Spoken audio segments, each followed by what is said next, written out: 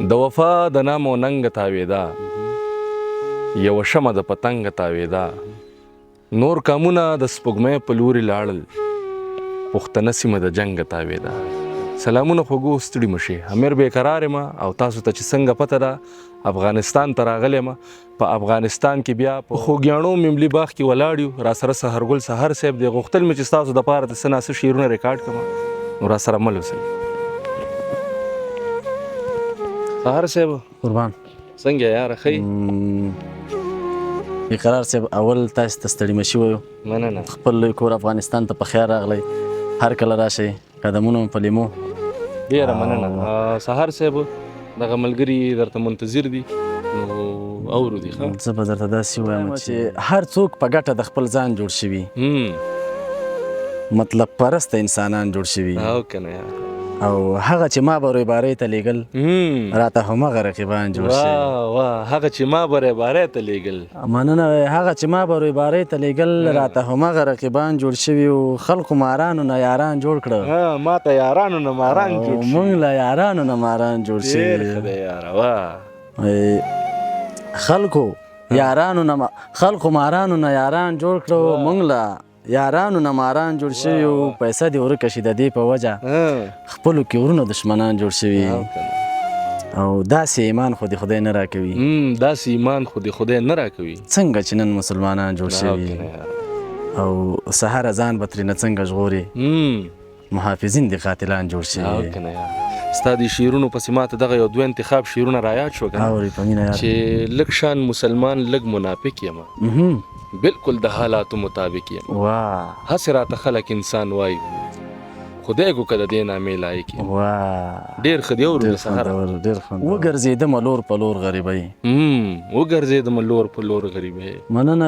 وګرځېدمه لور په لور غریبۍ چا را سره ونه کړو پور غریبۍ.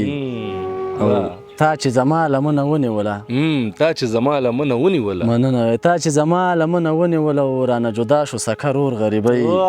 ډېر ښه شعر دی یاره. صدقي حقیقت دی پکې دا بیا ووایه. مننه.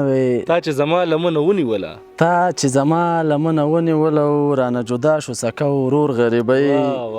او دا ستا مننه خیر سې وروره وی چې دا ستا په وجه هر چا پرېښودمه راته هر ځای کېږي پیغور غریبۍ. او چې ستا څپېړې چا خوړلي په مخ نه شوه د کلي نه د کور غریبۍ. او تا د عربو مزدورۍ ته اړ کړه ښکلي ځوانان سوځي په اور غریبۍ. او یو بیت پکې داسې دی چې هغه یارانو هم یوازې پرېښوم د چا چې هم د سترګو تور غریبۍ. او ستا باوجود هم دواړو پرې نه ښودم یوه مې مور د بله خور غریبۍ. او چې د کمسلو ته محتاجه کړمه درنه په دې مې شو زړه تور غریبۍ. په زړه کې زور دې د سحر ختم کړو نه شو د شرنګ نه شو د شور غریبۍ. لکه ګلونه د سپرلي ښکلي دي ټولې خبرې د لالي ښکلي دي. یو خلقت د ټول انسانیت ښایسته دی خو پښتانه پکې بیخي ښکلي دي.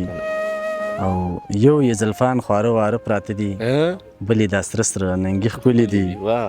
او زما لاسونه زولنو ته جوړ دي او ستا مړوندونو کې بنګړي ښکلي دي. او سهار چې پاڅې خوبولې هم وي څه د یار سترګې قدرتي ښکلي دي.